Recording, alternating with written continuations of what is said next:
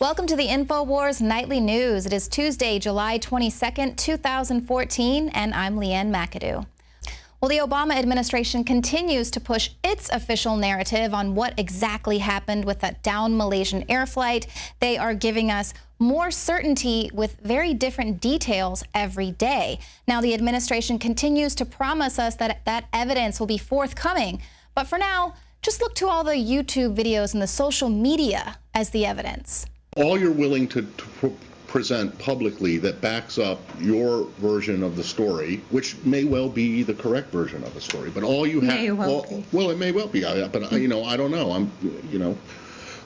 Because I haven't seen your evidence that shows that the missile was launched from rebel-held territory. All of the accounts that do not support your version of events are wrong, and all of the ones that do support it are right? Look, we make assessments based on a variety of intelligence and a variety of information, some of which we can talk about publicly and some of which we can't. Again, you might be right, but I don't see how you can say that everything we say is right and everything the Russians say is a lie. Well, that's exactly what you're just saying. That's not what I said. I said I would say that we are not two credible, equally credible parties when it comes to what we say publicly about the conflict in Ukraine. And your argument would be that the U.S. is more credible than the Russians are, I'm not even dignifying that question with a response. Well, I mean, did you see that impression? But we're more credible? Yes, we don't put out mass amounts of propaganda. We don't put out misinformation about what's happening there repeatedly over the course of this conflict, which I've spoken about from this podium day after day. See, they would love to show us their absolute proof, but it's classified. Americans, we just can't know just yet exactly what they know, but they just want us to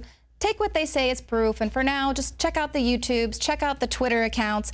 Now, we heard this same exact thing with the Boston bombing narrative, that they had absolute surveillance footage of the Tsarnaevs dropping the backpacks off there at the marathon's finish line. Now, the governor didn't even review this footage himself. He was just briefed on the surveillance tapes by the police, but he went out to all of America and said, I've seen it. These are the only two suspects. Just trust this official narrative that we're giving you. And this is exactly what happened there. There was absolute evidence of weapons of mass destruction. Of course, that faulty information launched a decade-long war. So there is a problem when they say, just trust YouTube. We already know that it can be tampered with. If that is their logic, then here is irrefutable proof of a baby T-Rex at a baseball game. Or also, if you go on YouTube, you can find actual footage of ghosts. Now, also, the White House is using as their irrefutable evidence social media accounts, Twitter accounts.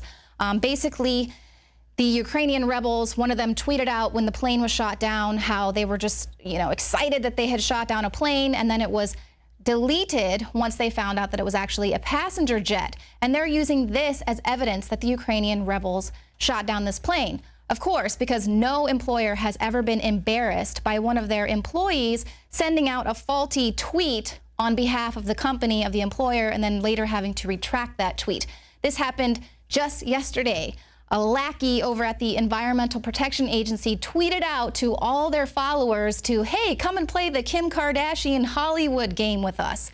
The Environmental Protection Agency, okay? So then they were forced to have to apologize for this auto-generated tweet that was sent out by one of their interns. It's as if the Obama administration is saying, look, we put all of this money and effort into investigating how we can manipulate you through social media, so just go there. Stop coming and asking us for actual evidence in the absence of a full investigation. Now, a group of audio experts who analyzed the tape that was released by the Ukrainian security, they concluded that it was just a bunch of different audio recordings patched together. They were unrelated, and they were just sort of stitched together. And now we have another key piece of evidence being debunked. This is according to award-winning site Mish's Global Economic Analysis. Now, this site is known to speak with knowledgeable people in various subject areas, and then they'll report on what they said. This account is coming from Jacob Drazen. He's a U.S. citizen who speaks Russian, and he reads Ukrainian, and provided this update earlier today.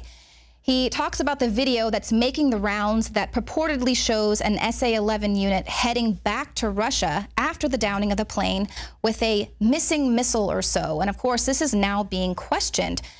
Going by the billboard and other features of the scenery, Russian bloggers and news sources claim to have identified the road in the video as having been taken in or near the town of Krasnoyarsk. Now, this town has been under Kiev's control since May.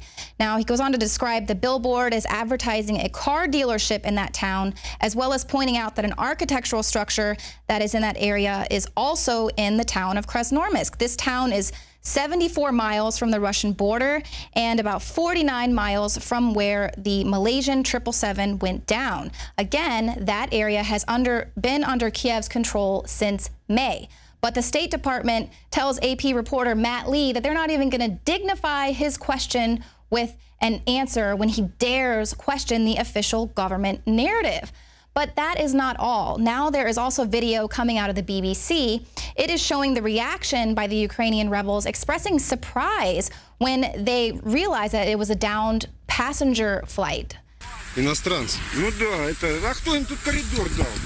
foreigners, a voice says. Who allowed them to fly over here? Now, of course, this video doesn't prove whether or not they were responsible for shooting down the flight, but it does suggest that there was no deliberate plot to target the plane. Now, additionally, contrary to the media reports that are trying to accuse the rebels of attempting to hide or cover up evidence, the men in this clip seem very keen to recover the black boxes from the crash site. And they're also heard saying, gather up the information. Information is the most important. And as of today, they have made arrangements with the Malaysian authorities to hand over the recovered black boxes. Now, Russia has also offered up the evidence it has. Russia's defense ministry on Monday presented its first detailed account of the final moments of the downed Malaysian Airlines Flight 17. Well, the Wall Street Journal reports that Russian radar had spotted a second aircraft in the vicinity that shortly before the crash, and that satellite imagery showed Ukraine had moved missile systems into the area before the incident.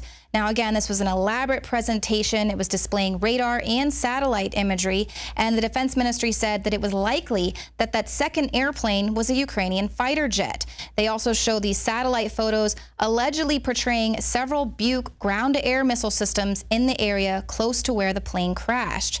Now, the systems, according to Mr. Mukashev, who gave this presentation, says they could only belong to the Ukrainian military. And there were a series of questions asked throughout the presentation, but nothing was concluded, which was in direct contrast to what we're seeing in the West. They presented zero evidence, really, but have drawn many inflammatory and politically motivated conclusions. Now, Russia here is showing their evidence, and now it is time for the Pentagon and the West to show their images, their data, and back it up with their explanations. But instead, we are told to just go and check out social media. People are asking for hard evidence, and the White House is saying, go look at YouTube. It's all right there. But it's not just the White House that is stalling on releasing evidence. A source in Kiev told the Interfax news agency that Ukraine's security service has confiscated recordings of conversations between Ukrainian air traffic control and the crew of the doomed airliner. Now, Ukrainian security services confiscated these tapes immediately after the incident, but so far those recordings have yet to be released. Now, considering that the last recordings of Malaysian air flight MH17, that flight that went missing, those recordings were released within about 3 days. Now, that means these recordings should have already been turned over, considering how much important information can be gleaned from them. Here is Paul Joseph Watson with a little more. The release of these transcripts will help us clear up why, on the day of the shootdown, MH17's flight path went directly over a conflict zone, in contradiction to the previous 10 flight paths of the same aircraft, which avoided the area of eastern Ukraine. They may also provide an insight into why the pilots of MH17 were ordered by air traffic control authorities to fly at 33,000 feet when initially the flight path that they had filed was for an altitude of 35,000 feet. Was this merely due to storms, or was there another reason? Again, the air traffic control tapes will tell us that, but Kiev seems to be very reluctant to release them.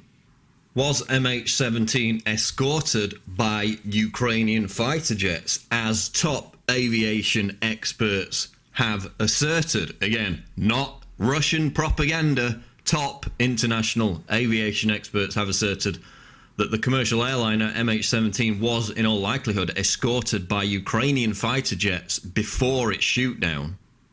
And again, if that's the case, then it will be evident in the conversations between the pilots and air traffic control. So why is Kiev not releasing the transcript of those conversations? Are they trying to hide the fact, as Russia asserted yesterday, that MH17 indeed was being escorted by a second plane, that there were either one or more other aircraft in the vicinity of MH17, most likely Ukrainian fighter jets? That's what Russia asserted. They presented radar and satellite evidence to attest to that fact.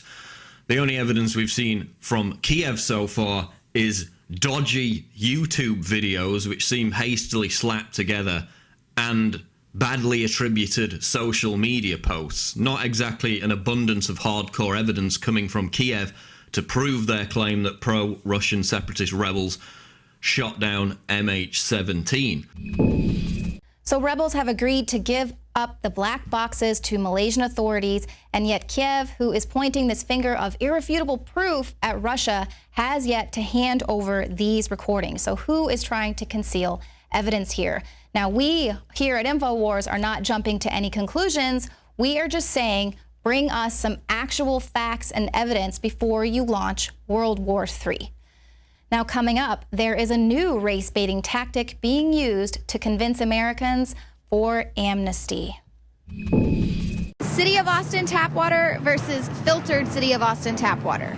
I can taste dirt in it. God knows what's in this. This has an aftertaste. Tastes like Austin water? Yeah, it does. Ugh. These people just sampled City of Austin tap water straight from the faucet. Next, we had them try a sample of tap water filtered through the ProPure G2.0 filtration system. High quality H2O. That one is better. Tastes like nothing. Yep, I know what good water tastes like. It's good water. Most tap water contains added substances like fluoride, chlorine, Monsanto's deadly pesticide, glyphosate, and many others. Studies prove that these substances are linked to an assortment of major health issues, including tooth decay, lowered IQ, and even cancer. It tastes like you're drinking out of the lake when you're drinking tap water. Yeah, it has that processed flavor to it. The ProPure G2.0 filtration system removes these deadly substances and many more, leaving only fresh-tasting, deliciously clean water. Okay, this is very tasty. It's good water.